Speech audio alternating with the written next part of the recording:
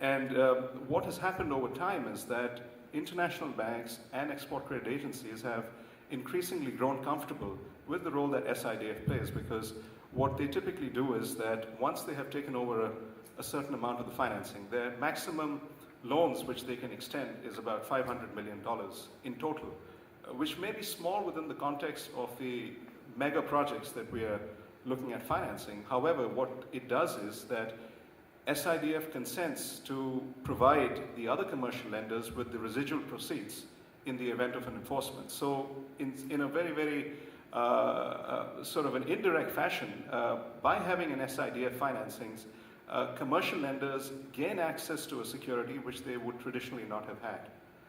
Now, just looking at the SIDF track record, as I had mentioned before, if you actually look at it, there is a lot of sort of linkages with energy, whether it's through chemical industries or cement industries and other building materials. This just gives you a sort of a snapshot in terms of its total cumulative commitments since 1974. In terms of 2009, again, as you can see, it is the same industries which have remained the traditional sort of the traditional users of SIDF financings. Now, if you look at the sort of advantages and key considerations of development financial institutions, one of the things that you will obviously look at is the fact that being a government institute, there is a lot of due diligence which needs to be undertaken. And it's a relatively long process. It's a very complex due diligence.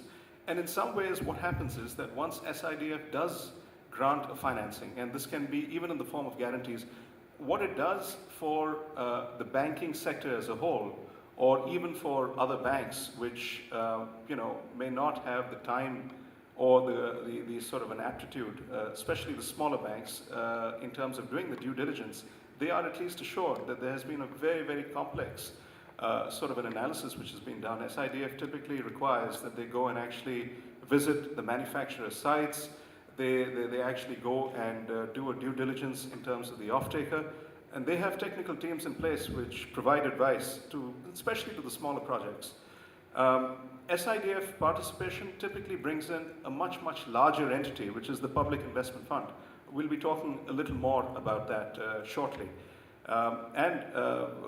What you actually have over a period of time is that SIDF has adapted its policies so that it is fairly in consonance with co-funding by commercial banks. In other words, they have a sort of an intercreditor process which effectively allows them the same rights from a voting perspective. This has been something which has actually evolved over the last 5-10 years, and it's very interesting because whilst SIDF as a development financial institute would fund projects on a standalone basis, increasingly they are now co-funding along with other export credit agencies and international banks. Now, as I had alluded to earlier, Public Investment Fund is effectively an arm of the government of Saudi Arabia, but unlike sort of a government allocation for a specific project, this is a standalone entity which has both an equity as well as a debt mandate. In the case of PIF, it is very clear in terms of its objectives that whilst the overriding factor is that a project that it invests in, whether it's on the equity or the debt side, has to be commercially viable, PIF also very clearly looks at the strategic significance of a particular project or any financing that it does from a national perspective.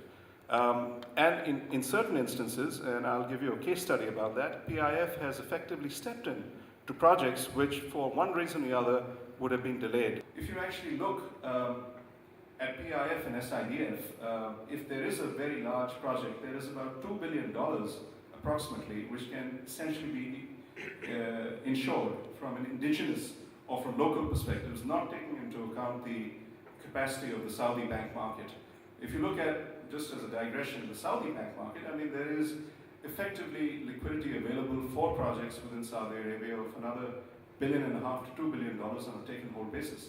So if you actually look at projects, up to $4 billion can be financed internally, and it's only beyond that point you start having to look at international banks, export credit agencies, and increasingly now project bonds.